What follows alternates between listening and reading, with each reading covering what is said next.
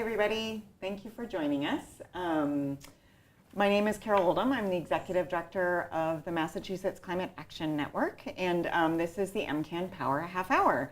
So today we're going to be talking about offshore wind, and I have two fabulous guests here with me.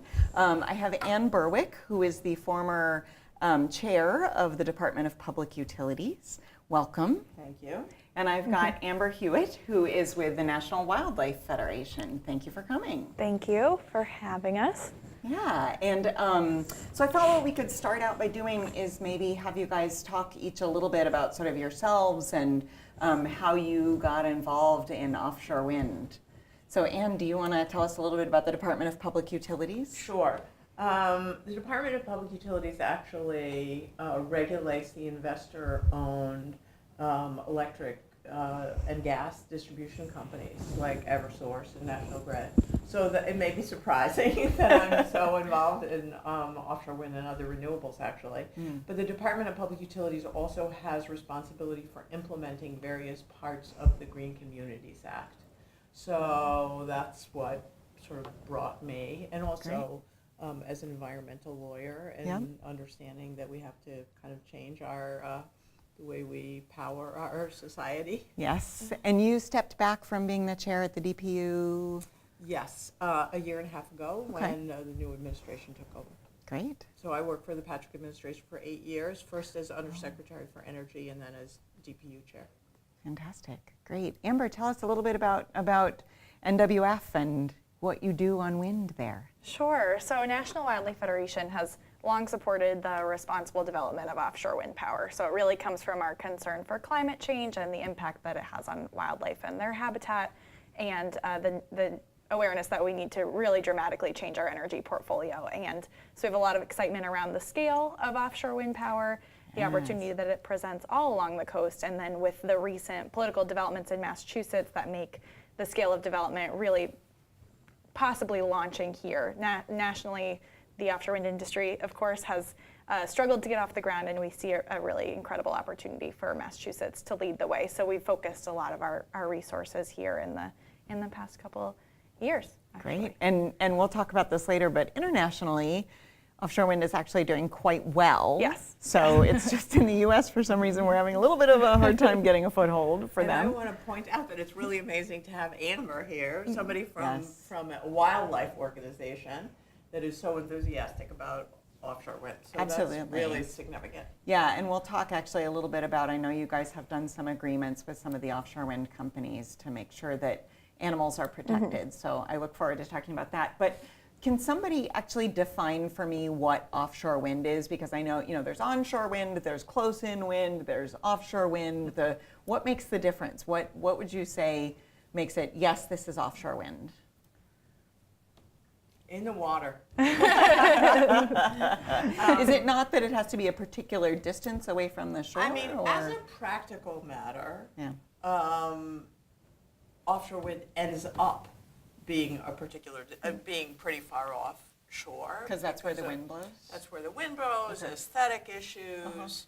But I would say that's what defines offshore wind, is that it's in the water. Okay. I mean, maybe Amber knows the answer to this, but the Block Island offshore wind pilot that's now in Rhode Island, very close to home. Yeah. That's not very far offshore. It's 3 miles from the island, so it's far. It's not visible from mainland Rhode Island, but because Block Island, state waters surround Block Island, so it's actually being built in state waters since it's in the waters surrounding the island. And they were running basically diesel generators for everything on the island until they started building this, Block right? Island is an incredible story. It's an incredible story because the island has run entirely on a diesel generator. They bring 1 million gallons of diesel fuel on a ferry to the island every year and run entirely on that power plant. And because of that, they pay the highest electric rates among the highest electric rates in the country. Yeah, they pay something like 50 something cents. I mean, a kilowatt hour. It's really dramatic. Yeah. So and we pay what, like 14 10, cents? 12, something like that. Yeah, so a big difference. Yeah, a big difference. So even the pilot project, which is a more expensive project than we'll see at a large scale, it actually is cutting their electric rates really significantly, almost in half. So actually, so on the sort of scale issue, I know one of the things is the bigger we go, the cheaper it is. And so I've heard that 2,000 megawatts is the magic number, and there are studies that are supporting that. Can you guys talk a little bit about that? Sure. So the University of Delaware earlier this year released a study that found that 2,000 megawatts is the scale that, with a commitment to that amount of offshore wind power, that within a decade offshore wind will be able to be cost competitive. It will get to a place where the market can take over. And so that's the number that we hope to see in a bill that is being debated as we speak. And ultimately, that's just the beginning, right? That's a fraction of what's out there. There are more than 8,000 megawatts of potential just in the areas leased off of the coast of Massachusetts. So a 2,000 megawatt commitment is a commitment to get started in a really strong way. And how many houses would that power? Do either of you know? It's I tough mean, I to know a say. lot. It's tough to say. A lot. A whole lot? I mean, it's tough to say because it would be different at different times of the year. I mean, Right, so that makes sense. maximum, a peak demand moment for Massachusetts is about 14,000 Yeah, that's megawatts. right. Is that right? So at our most demanding moment, Right. a seventh of that. Yeah, yeah, okay. So, and I know one of the great things about offshore wind is that it would, and particularly 2,000 megawatts of offshore wind, is that it would create a whole lot of jobs for the areas that are really struggling because they've seen fishing disappear and that kind of thing. And I know that you have been speaking on a couple of panels that have had to do with, sort of jobs and the folks who are along the coast who've been struggling Yeah. with some of those economic issues. Can you tell us a little bit about the jobs sure. piece? I mean, New Bedford, I've heard, and even if this isn't exactly correct, if it's close, it's stunning. Yeah. Is that New Bedford was once the wealthiest city in I've the heard that as well. world. Yeah. World. Yeah. Yeah. In the world. Amazing. So, the opportunities for jobs related to offshore wind are equally stunning Yeah. because we're not just talking about building the turbines, and Right. we're talking about a whole industry, right? The ships, the restaurants and housing to accommodate the workers. Yeah. So it's And then the it's- maintenance for the long run. yeah, the maintenance. So, yeah. there really, there aren't a lot of great opportunities for keeping the lights on that are clean and create jobs. Yeah. So, to my way of thinking, and I'd be interested in Amber's view, there are really three in this Okay. part of the world. One is energy efficiency, right? Which we people, love. all those people putting, all kinds of insulation in your home. Those jobs can't be outsourced. Those are They got to happen here and now. They've got to happen here. Another is solar, right? You've got to put PV on the roof, and that Yeah. takes workers here. And the other is offshore wind. So it's great. I'm all for bringing hydro from Canada. It's relatively clean. It doesn't create jobs here. Right, it's the not way gonna- energy efficiency, solar, and offshore wind too. And we were going to have a guest from New Bedford who unfortunately had a conflict at the last minute. Do you want to sort of put on your hat of being, what is it, Paul Can't Paul do DeJohn, justice, right? but New Bedford really is a unique and special story, and it's an important one to really keep on the center of the offshore wind conversation, because it's an example of a community that struggled in the face of expiring industries, and they really made an early investment in being a port that was equipped to deploy offshore wind infrastructure. So that investment has been made. It's ready. Yeah. It's ready to be put to work, and so it's now the only port facility in the country that's equipped to deploy offshore wind infrastructure. right? Or it I was didn't the realize first, that. I guess. Yeah. Rhode Island is catching up, and so, but we have these ports that are ready to be put to work, and those are, as Ann was saying, those are local jobs. Those jobs can't be outsourced. That's offshore wind is an industry internationally that supports over 75,000 employees. So these are long-term, high-quality, high-paying jobs. Yeah. That it's creating a new exciting career path for our young people to Yeah. go into. I mean, they're cool. Yeah, they're cool, they're fun, they're out on the water. Yeah. And, we ought to be the center of the action. Yes. Because we have, lots of people say, we are the Saudi Arabia of offshore wind. I don't know that that's the best analogy, but you get the point. I mean, southern New England offshore has like about the best wind, certainly in this country, and as good as in Europe, where there are 84 wind farms with And I got over to- 3,000 wind turbines. Oh, wow. I didn't realize it was that many because I got to fly over. I was visiting my cousin in Norway a couple Christmases ago, and I got to fly over one of the ones in the North Sea, and it was one of those, I was hauling my husband over to the airplane window, being like, look, look at them all. There's so many. Yeah. So many wind turbines. It's amazing. Yeah.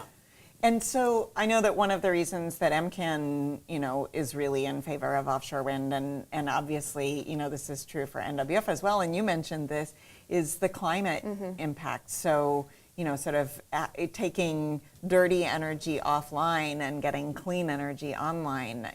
Can either of you talk a little bit more about sort of the positive climate impacts of implementing 2,000 megawatts or 8,000 megawatts or, however many we can get to of offshore wind?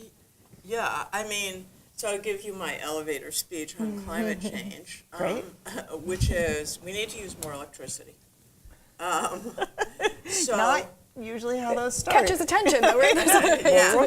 So the idea is we use energy for basically three purposes. Basically, one is the conventional electricity uses, keeping the lights on, powering our cell phones. Yeah. Another is transportation, and another is heating buildings. Transportation and building heating, we really don't have a lot of great, clean alternatives other than electricity. No. So we need to use electricity for conventional purpose, as little as possible. So that's why energy efficiency comes first. Right. We need to use electricity for conventional electricity purposes. And then to the maximum extent possible, we need to use efficient electric technology for transportation and for heating buildings. So now step back from that. That's why the electricity needs to be as green as possible, because we need to really power our entire economy with electricity, and it Yeah. needs to be clean electricity. Right. Now let's step back once again and say, well, where's that going to come from? Yeah. It's going to come from offshore wind because, as Amber says, we have, let's call it 6,000 megawatts of capability just off the coast of southern New Right. England. Just in that place that they've Yeah, with leased, it, and right? that's where the load is. Right. Right. It's no accident Yeah. they've leased. Yeah. Right. Of course. And so, it's really important that we get this huge resource. It is the largest, at least with current technology. It is, until we're all wearing suits of solar, I look it's- forward to that. Yeah. I support it. It's, it's the largest potential Yeah. clean resource. And now getting back to the elevator speech, it needs to drive the whole economy. Yeah. Yeah, absolutely. So, so tell me a little bit about how what we're talking about, these 2,000 megawatts. Well, actually, so first of all, let me ask this question first, which is, we keep talking about this lease area. So they're projects moving forward. There are folks who've actually taken out leases on parts of the federal waters. Can you give us give our audience a little bit of a background on that and sort of where we are in the process? Sure. So there is we're at the beginning of launching this industry, but there are many years behind us of finding the right spots and permitting the right spots, and then ultimately leasing the right spots to developers. This has been because these areas are far offshore. They're in federal waters, so they're in the jurisdiction of the Interior Department. The Bureau of Ocean Energy Management has found, and through many, many years of stakeholder engagement, identified these areas as wind energy areas, and they've been whittled down to what's considered a really viable space for wind energy development, considering every other ocean use in the area, Right. Including wildlife fishing factors, and shipping and wildlife and incredible layer upon layer of the Yeah. ocean uses that are considered before an offshore wind energy area is marked on the map. And then a competitive auction is held, and so developers come to the table and they have a live bidding battle, and we now have 3 developers who have come out from those auctions. One of them took place in 2013, one was in the beginning of 2015. So these developers have been in the game since then as the leaseholders of these areas who now have the rights to build a project. They can now propose a project and move toward construction, but they need to have a customer ready to buy their power. Yeah. So that's the place that we are politically in Massachusetts, where we need a bill to pass to require the procurement of that power so that they have a guaranteed customer. So as we speak, just it so happens that while we're filming, the Senate is having a conversation about this. So the House passed their bill a couple of weeks ago, and it had 1,200 megawatts of offshore wind in it, and sort of as a carve out saying you will make this happen. And then the Senate bill has 2,000 megawatts, which is, as we discussed, the number where it starts being like, okay, Magic this number. is, yeah, exactly, economies of scale. This is where we start getting real on this. And so we're hoping that folks will get in touch with their legislators after so we'll talk a little bit more about this, but we're hoping that folks will get in touch with their legislators when they're done. And then also we're hoping that folks can think about how can their cities and towns support offshore wind as a resource, as a way of sort of buying the town's electricity, or in their community choice aggregation plans, if they're doing aggregation in their towns. That's a great way to include it and show your support to the suppliers who are going to be buying that pieces of electricity to send through the wires to you. So what do folks know about any update, any news on the Senate and what's happening in there, or what the next steps are after they? We turned our phones off for filming, so that's a problem. But after that, so after the Senate passes a bill and the House has passed a bill, then they've got to get together and talk about how to make it agree, right? Who wants to tell us one sentence about that process, because I know it's a horrible process. It's much sausage making, right? It's sausage making, but I think there are reasons for optimism here. So absolutely. the House came out with a version of an energy bill. The Senate is now debating its version, and then it goes to conference committee because we know that they're not going to be identical, right? So the ultimate bill has to be something that both the House and the Senate will support. And do we have any idea when that's likely to happen? Well, the end of the legislative session is the end of July, but what I have... Before then. But it's going to be before then, Yeah. I think, because I think a lot of folks from the legislature are leaving town to go to the conventions. Yeah. Which is probably good. It's good to get your job done ahead of time, right? Might as well. It's like study for the exam. I know, exactly. So can you tell us a little bit about the sort of, I know one of the concerns that I hear a lot when I say that MCAN is strongly in favor of offshore wind is people say, doesn't that kill birds? Yeah. Or, isn't that going to smush the whales, or, whatever it is. So you guys... Whale smushing. Yeah. So tell us a little bit about the impacts on animals. Yeah, absolutely. So National Wildlife Federation, of course, we would never endorse a project that wasn't built to the highest standards of wildlife protection during every stage of development, every stage of surveying and siting. We're very involved throughout the entire process. I mean, that's really contingent upon our advocacy for offshore wind generally, that we work closely with developers and with state and federal government to ensure that we're finding the right places, that the right voices, the right science are all considered, and that these projects, first of all, are built in sites that we can feel okay about. But then even beyond that, once siting and survey work and construction, and even when we get to the point of operation and maintenance, there will be, we need to go beyond we do have endangered wildlife in these areas, endangered whales in particular. So we're working to have agreements in place with developers to ensure that they go above and beyond what's required, because actually what's required is not entirely enough to ensure that there are no impacts. I mean, we cannot afford to have an impact to a North Atlantic right whale. There are fewer than 500 of them in the world. So, but fortunately, we know how to make sure that this is done right. We know what needs to happen. We know what kind of monitoring needs to be in place, and the vessel speeds that need to be enforced. And so, fortunately, developers don't want to have an impact on whales either, right? Yeah. We're all in this. They don't so want that news story. We're there to help make sure that beyond what's required, that really what we know here's what we know needs to happen. And fortunately, we've had really, really productive conversations so far.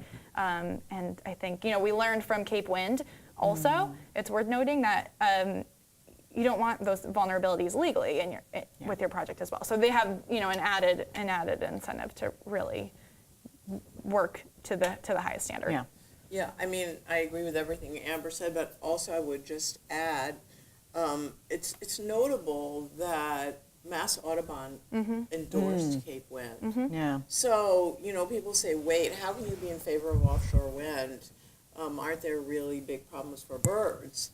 And, I think the answer is they have to be cited appropriately. Right. But when they are. But also, at the end of the day, climate change climate isn't change. great for all living beings Yes. either. So let's just remember that. Yeah. That's a very good point. important to note. So that's why we're here. This is out of concern for climate change. So we know that climate change is among the greatest threats to wildlife and habitat, and we also know that our energy infrastructure, our current energy profile is a leading contributor to that. Yeah. So we need to dramatically change what our energy profile looks like, and that's where I think really hitting the point that offshore wind power is uniquely a solution that rises to the scale of our challenges. I know we say megawatts a lot and it sounds abstract, but this is huge amount of power. an amount of power that could really replace power plants. This is utility scale energy, and that's unique. It's a large amount of power, really close to some of the biggest load in the country. And also, note that I think we started talking about this earlier, but we're so lucky on the East Coast. The West Coast doesn't have the same kind of opportunities we do for offshore wind because the continental shelf drops off really quickly. Oh. And so we actually have somewhere to plant it Yeah, where yeah. they don't. Okay. So with current technology, it's far easier to put wind farms in relatively shallow water. Yeah. We have that. We have really strong winds. Yeah. We have relatively shallow water, and we have load.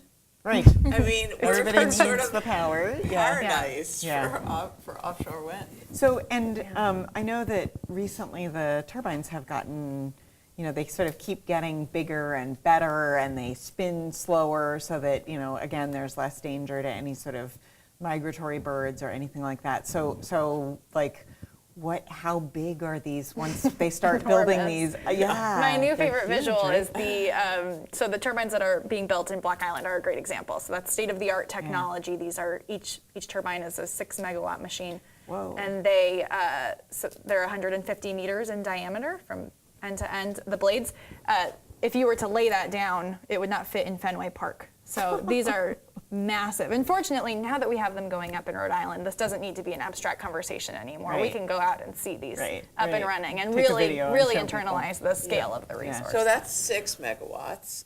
Cape Wind is talking about 3.6 megawatts, much smaller. Yeah. And the companies with the leases off Massachusetts and Rhode Island are talking 8 megawatts now. Wow, really? And Yeah. moving possibly to 10 megawatts. Oh my gosh. So Well, that's where we're They're lucky big. with this booming Yeah. industry in Europe that while we're Yeah. figuring ourselves out politically making it here, better and better they're and better. improving the technology and Yeah. they've been doing so since 1991. and we Yeah. can take advantage of Yes. that. I mean, Absolutely. they make the mistakes and we With so benefit. Lessons learned, yeah.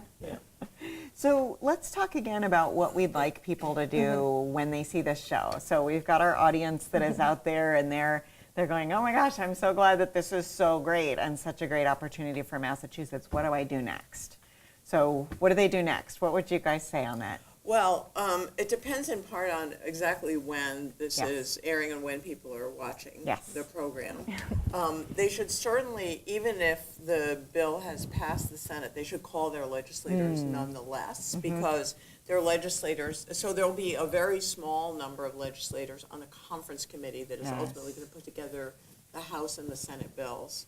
But, they can ask their legislators to talk to the conferees. And they can say And thank you also- for voting for a Oh, good bill, yes. which is, it's always nice to be able to say thank you. And also, is MCAN going to put on its website who the conferees are? Yes, thank you. So we are. So what we're going to do is we've got a website that's massclimateaction.net/wind.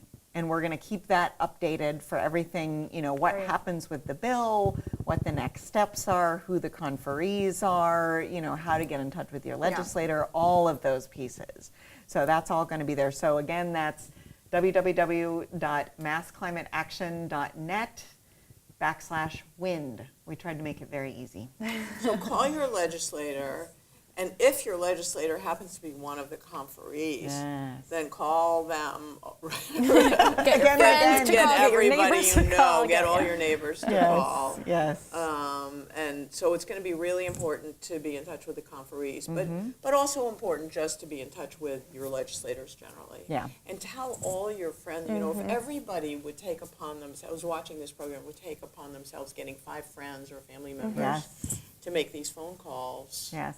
that'd be great. Yeah, we could get a lot done. Yeah, I mean that's it. I mean we need our legislators and Governor Baker to be hearing that Massachusetts is really ready for offshore wind power. That's the message that this education gap that we're working to fill. It seeks to inspire people to speak up because we need people to understand how unique and important this resource is. Yeah, look at what advocates have done in Oh my terms gosh. of forcing the Kinder Morgan pipeline Incredible. to pack Yeah. it up. Yeah. And then, So if much you'd asked movement me so 2 far. months ago, 3 months ago, is there going to be a natural gas piece in this bill? I would have said, yeah, definitely. I would have put money Right. on that. No, it's not Right. there. It's not So- in either version of the bill. Right. So Incredible. we know that the public can have. Right. People power works. It works. It does work. Yep. Well, and again, I mean, I think another piece, because people call their legislator and then they're like, okay, what can I do locally? And again, if anybody's working on community choice aggregation in their town, make wind part of the language so that Absolutely. it's, that's one of the first purchases that's given preference as soon as it, hits any sort of, as soon as it starts coming down the wires that the folks can start buying it. I mean, I think that's, post legislation, what can folks do? And I think that's, but I agree with you that also call and thank people and call and let them know that you heard what happened and that you're glad of it. I think that's a really important message. And write a letter to the editor. I mean, really Yes. get your public support out Yeah. there. Yes. And I think there's so much sort of discouragement around these days about government. Yeah.